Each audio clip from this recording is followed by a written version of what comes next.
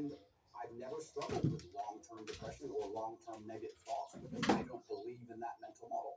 I think that your mind, like I said, it's software, it's programmed in, and they say inside the Matrix or in every single video game, there are boundaries and there are limits. There are certain things you can and can't do. And I don't believe my mind can be put in a state of permanent negativity. I don't believe in that. I don't think it's possible, so it just doesn't happen.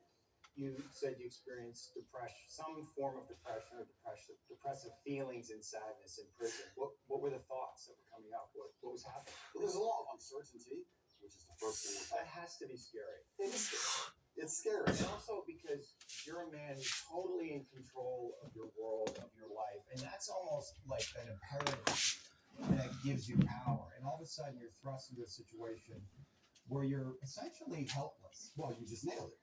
You completely nailed it, because I was exactly about to say it's the uncertainty that I struggle with the most, because in my life I'm in charge of everything. I know exactly how everything works, and I'm the boss, and I get to control absolutely everything. And this is the first time in a long time I'm in a scenario where I have no power whatsoever, no influence, basically. I don't know what's going to happen. Nobody else knows what's going to happen. And also in my world, I'm the hero, right? I'm the head of the clan, not just my family, but of a lot of people. A lot of people rely on me. Lots of women rely on me, children rely on me, etc. So everyone comes to me every time there's a problem. So they continue to do that while I'm in a jail cell, expecting me to have some kind of answer. And I'm like, well, I don't have an answer this time. Every other time I have an answer, but this time is a bit unique. How did that feel? You don't have the answers. You can't help. Yeah. I mean, it was frustrating. It's very frustrating, and it's the uncertainty that involves me. I don't think I felt sad very often, but I certainly felt extremely frustrated. I would sit there and think, there has to be a way out of this room. Not breakout, but like there must just be some words I can say, someone I can talk to. There must be a way. It's only a door. Like I can't just be stuck in this room. And it was hyper frustrating. Yeah, and the uncertainty of it is also scary, because in my situation, every 30 days they decide if they hold you longer or not. And I was encountering people who've been there for years in my scenario. So the uncertainty is a form of torture, really. Oh, absolutely. Yeah, it's torture. It is torture. And it's designed to make you break. You don't know how long you're going to be there for. Nobody knows. Mm-hmm. You hear horror stories. You see other people getting out who've done worse things than you after a week, because they've signed a piece of paper or admitted to something or whatever they've done a deal.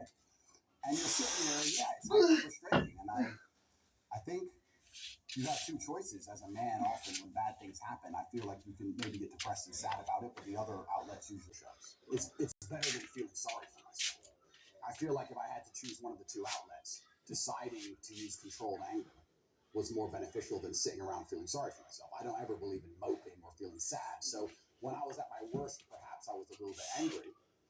But then again, I also think I do that in my normal life, if I'm honest. I don't think anger is a necessarily bad thing. I think that misdirected anger is a bad thing.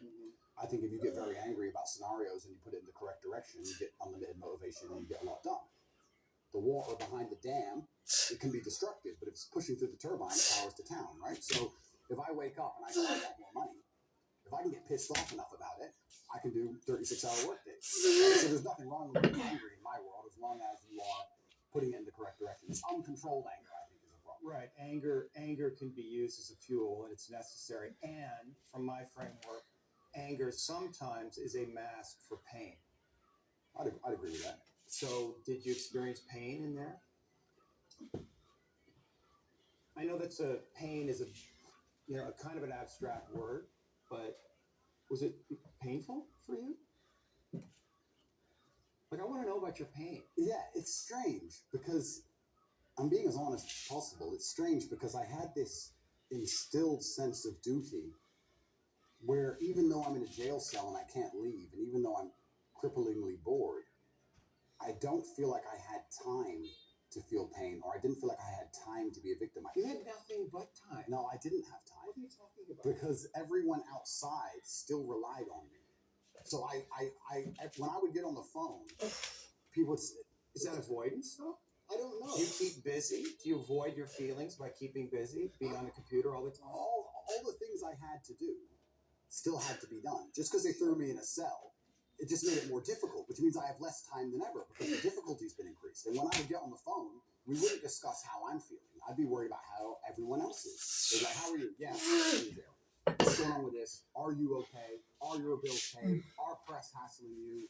I was worried about fixing everyone else's problems from jail more than I was.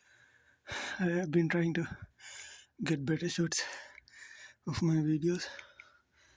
As you can see, today I have arms and shoulders. But I'm gonna stop recording from this point on and see you in the next one.